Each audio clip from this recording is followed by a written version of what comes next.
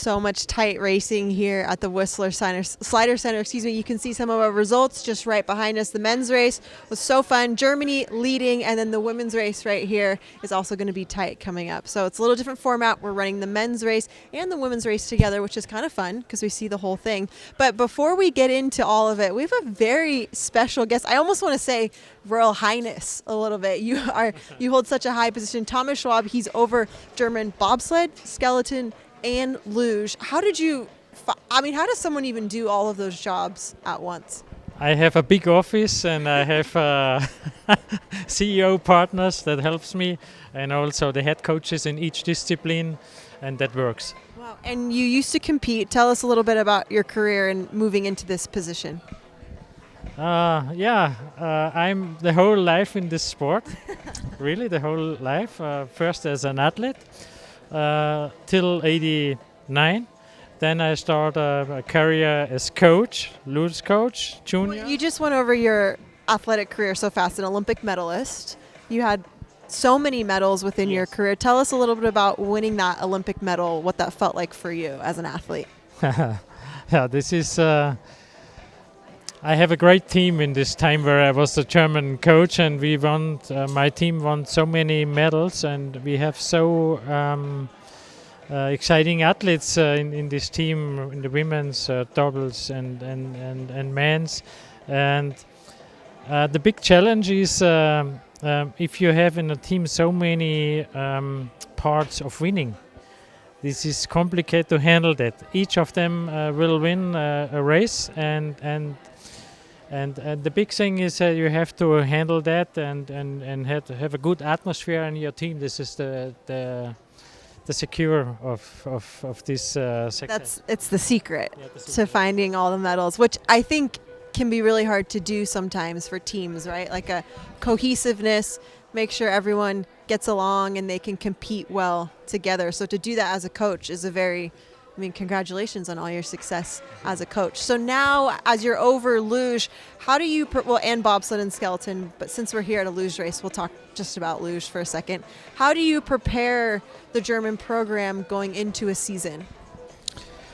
I prepare the frame for all the teams to get the money or earn the money for our teams and make sure that everything is okay for the head coaches, and the head coaches are planning the details of the season and the nominations for the teams.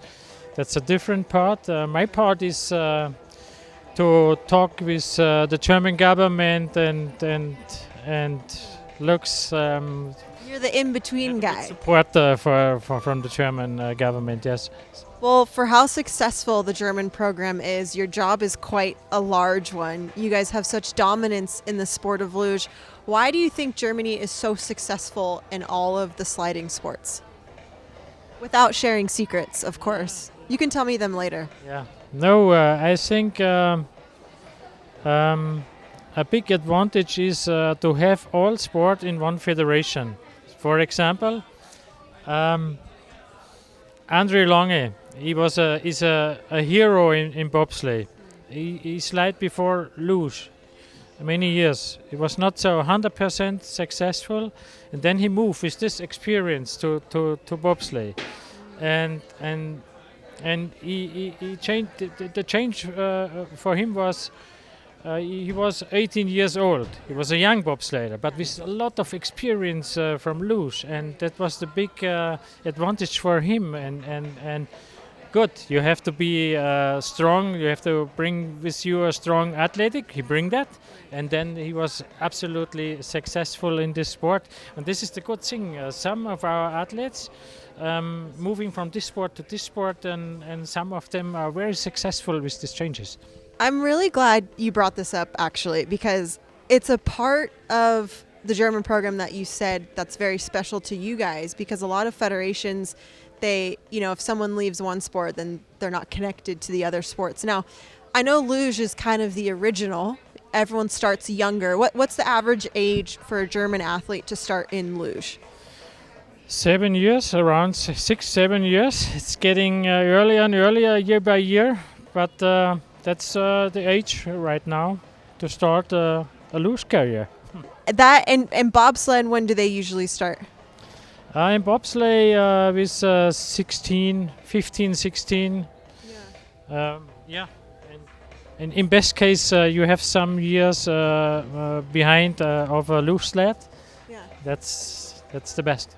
I think that's a really good point, because a lot of these luge athletes will start so young, and it takes so much time to learn how to drive these sleds. And I just think you said that really well. When you start in luge, you learn how to drive, and then you can move on to these other sports, which is exactly why you have a hard job, because you're managing so many athletes and so many people. So that's incredible. Now, really quick, we see new marketing for luge. Tell us a little bit about that. Did you have a play in that? Yes, we did a big change after the Olympic Games with our marketing concept in FIL.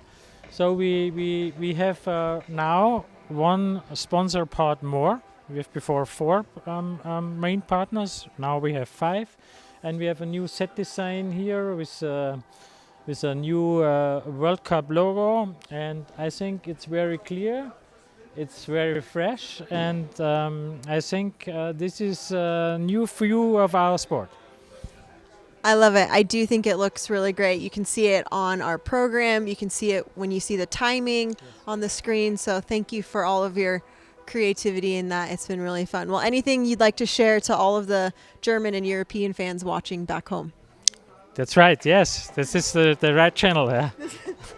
You found the right channel. Thank you so much. Well, thank you so much for spending time with us and talking. We'll probably have you on here a few more times. You're a wealth of knowledge. So we appreciate everything you do for the sport of luge. Thank you very much. Bye-bye. Ciao.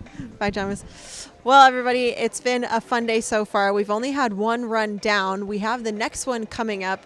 If you missed the first one, I believe I just got word that we may have highlights coming at you if you haven't seen it. Here they are. Is that what he said? Oh, here we go. Oh, there we go. Oh, there we go. 4, eh? Yeah.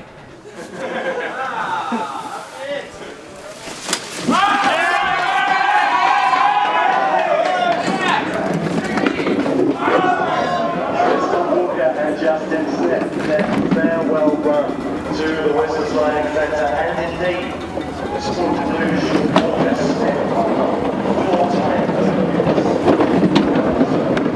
those 3 silver medals. These guys have slid so much on this track. It's a one round, and then that was 4 times years. So it's great to see them back on this track, and you know what? I reckon looking at that 4 run, they can probably see the race pretty well today as well. Ladies and gentlemen, please show your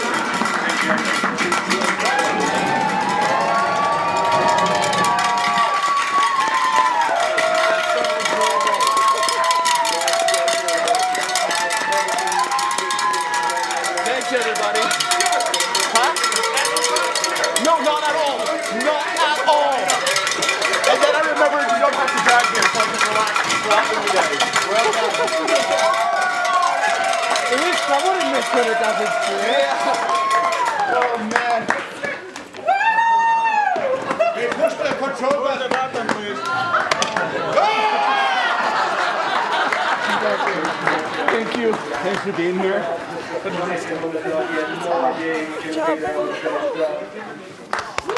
Yeah, boys.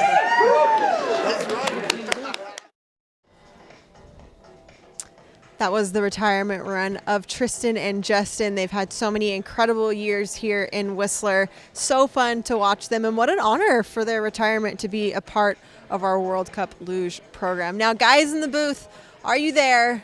Can you hear me? What did you guys think about that first run? Also, what did you think about, well, I think Tristan, I think you're there. How did that feel? It's okay, it's just me. Tristan's dad surprised him by flying out here for that farewell run. So he's hanging out with his dad right now, but he will be back later. I talked to him. That is so insane to do a first run of the season on basically track record ice. especially when you're not mentally and physically training for luge. But luckily, he had enough experience where he was able to get to the bottom. And I thought he looked pretty good, but it definitely took a couple curves to get back into it for him.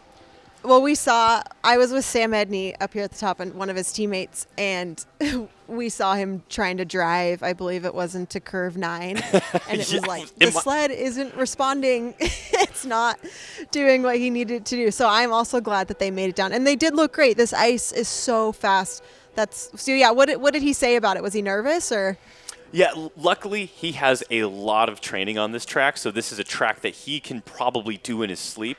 However, you don't know how that sled's going to react on this ice. At the beginning of the season, you're typically setting up your sled in every run. You start out safe. Not these guys. They just went for it on their sled that they were using for the Olympics, and here we go. Track record ice. Let's go for a track record. I think it's easy to talk about. Like, I wish people at home could really understand how that feels to be on like ice like this when you haven't slid in a while, and it can be kind of scary. And I think, unfortunately, when you're good at luge, you make it look really easy. So I was just impressed that they just laid it down. I mean, I took the last 3 weeks off and just came here, slid for a couple days, and that first run, I was definitely nervous. And I slid, 3 weeks ago, not a year ago. And I kind of knew how my equipment was going to feel, and it's still like a nerve-wracking experience, even for experienced athletes. But I have to know, how awesome was that to see the entire crowd just surrounding them at the very end and basically celebrating an amazing career for them? I'm glad you asked that question, because right now at the finish dock it's a little vacant, and that's kind of what it was like before. It's what it's like before a race starts, but then all of a sudden all these Canadians and everyone just kind of came out of the woodwork, and you just saw this huge family. We've talked about it takes a village for these athletes, but we just saw all these redcoats, all these Canadians here just to welcome them from their retirement run. So it's special. It's really cool. There were some members of the jury that were a little emotional about it, which I could imagine, because a lot of these volunteers here are parents and people who've supported and woken up how many seasons in the middle of the night to watch them slide. So to see their final run, it kind of gets you a little bit. So yeah, it was real. I'm glad you noticed that, because it was loud and there was a lot of love and support here for him. So I need to know, did they pass their red-blue check on the sled? I know that when they hit it, you had a red light and a blue light. So, but did the run count? Can you imagine? Like, I just think that's so indicative of sliding and luge. It's like 2 steps forward, 1 step back all the time, and to come off. Well, was it Carolyn Maxwell's mom who disqualified her? Yeah, right. Right. Had to disqualify her daughter. Her own daughter. I know, and to think like that blue light you only get maybe a few times a career. So I just thought it was so perfect that they came off the track. And that was amazing. It's one of those little, those inside jokes that within the sport you're like, wow, that was perfect. Where other people are like, okay, what happens with those lights? Where like on the inside I'm like, that is the way to end your career. You hit the the control button and it's like, I got everything, of course. Really incredible. Okay, well, we have one more interview. Someone very special here, and I love this, BC Luge. One of the newer programs amidst the whole luge world, right? But it's super cool just to have so much support here at Whistler. But Mark Hatton, tell us exactly what you do. Tell us what it's like to be back here in Whistler. Oh, it's wonderful. BC Luge, we're the organization that we get kids on sleds at a young age, and we get them through. And I came out here in 2007 when this track was being built, and you knew straight away that this was going to be a track that was going to produce future Olympians, and it has. As we've seen over the last couple of days, we've had some fantastic performances from our home athletes, and all those home athletes have come through our Whistler programs, starting at the age of 8 up to 14, and then worked their way through the junior teams onto World Cup and Olympics. It really is so cool to see, because it takes years before someone gets in to be able to be at this level. So recruitment is such a big part of sliding and in all the sports. So to have this facility here, it's so well built, and to know you were here, what were you thinking when it was all getting put together and the plans and everything? I just knew that North America, sadly we've lost Calgary, but at the time it was that missing link in the 4 North American tracks, where we could really, as North American luge nations, compete against the European tracks with the amount of variety, you know. But over here, we run Learn to Luge sessions as well for these young athletes. We've actually got one coming up next weekend. Do you like how I slipped that into the conversation? That was perfect. So give us all the details so everyone watching, so they know where to be. Right, ages 8 to 14. If you like what you've seen, we have a Learn to Luge session next weekend. I would love to tell you what time it is from memory, and it's not even on my piece of paper. But on Saturday, December the 17th, we will have a Learn to Luge session for ages 8 to 14. The way you're going to get involved is you're either going to go to Guest Services, which is the building just as you come into the track on the right, or you're going to go to whistlerslidingcenter.com. That was, you practiced that. That was really good. That was Actually off the cuff. Yeah, that was good delivery. So I remember when I came to try out for these things, you tell them what they need to wear or how do they, because this can be kind of intimidating. Exactly. You want to dress up warm, but you don't want loose, baggy clothing because the clothing all fills up with air as you're going down and you can't see. Your jacket's kind of up there and you can't see a thing. So it's important to bring a ski helmet, bring gloves, and just enjoy it. You know, this luge is one of those wonderful sports where, you know, if you play soccer, you've probably got someone who's a great coach, but you probably don't have someone that's played at the World Cup coaching 8 to 14-year-olds. Within the luge program, the two coaches, myself and Peter Iliev, we have 4 Olympic appearances between us, and we're coaching the 8 to 14-year-olds. You know, there's not many sports where you get that kind of experience coaching beginners. That's a really good point. That's it. When you put it in perspective of soccer or baseball or other sports, it's totally different because it really is kind of a luge family. There's only so many of us that do this, and the expertise to get from you just to be at the Olympic level is really just so helpful. Absolutely, and you know, it shows the kids it can be done. You know, I mean, Whistler's kind of a unique town because you can't. There's a 50-50 chance if a barista's pouring your coffee, they've been to the Olympics in Whistler. You know, you can't walk through Whistler without tripping over an Olympian. But for the kids to be coached by Olympians, they just see, okay, well, if they can do it, I can do it. Which is the whole thing. It's half the battle. And as when kids get in that age, I remember, I mean, this is bringing me back a little bit to when I was 10 years old, and people were just like, so can you go to the Olympics with this? And I'm from California, which is nowhere near Luge hotbed. Brian Martin was a Californian, wasn't he? Right. Yeah, he was my teammate. Yeah, there's so many losers from California. It's incredible out there.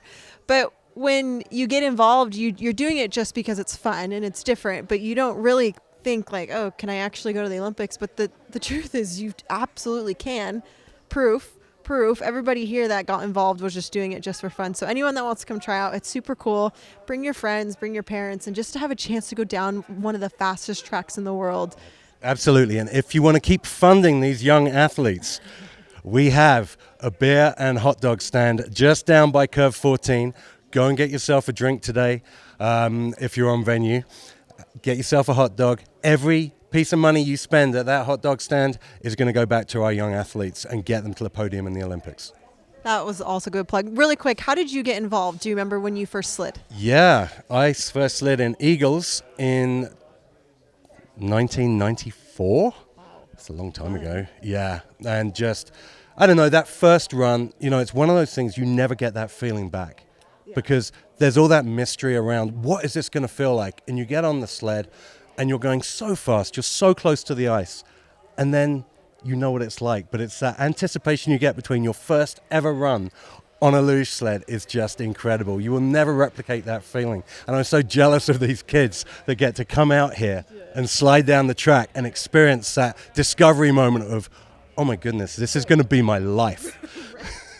Right. It's like you come off and I feel like my first time it felt like a ice bucket shower where you're just like, whoa. Yeah. And it's like washing your face with cold water in the morning. It's like, boom, I'm awake. This is amazing. It wakes you up, and you also, your mind just gets used to adrenaline, and I don't know, it's super fun. Anyway, you can obviously tell we loved our first experiences, so that means you're going to love it. So again, the dates are December 18th. December 17th for Luge. We are also running a Discover Skeleton session for ages 14 plus on Sunday, December the 8th. But I really hope we get to fill up that Discover Luge session on December 17th. They're funded by VIA Sport, which is one of the funding bodies in British Columbia. They do a great job getting athletes into sport, and they really help us out here. Incredible. Well, guys, come and check it out. If you want to get involved with any of this and you don't want to slide, get to know it, then come out for that weekend. Skeleton as well. We've got something for everybody. Exactly. Absolutely. If you're over 14, there's still skeleton. It's not luge. It's almost as good. It's almost just as good. Well, thank you so much for joining us. If you want any more info, you can check it out online. But guys, we have your highlights for you. I mentioned we had highlights earlier, but I was lying. I was seeing if you're paying attention. Now we have our highlights for men's and women's, and we're going to have more action after that coming at you. So sit still and stay tuned for the rest of our runs.